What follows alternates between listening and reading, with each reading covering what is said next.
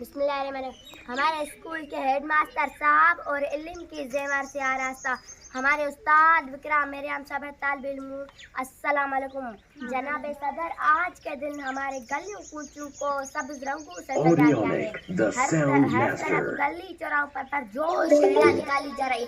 कोई रक्स में मधु है तो कोई नगमा गाकर अपनी खुशी का इजहार करा, कोई जज्बात और एहसासात से भरपूर तकारीर करके बच्चों और बड़ों का जोश खरोश बढ़ा रहा है।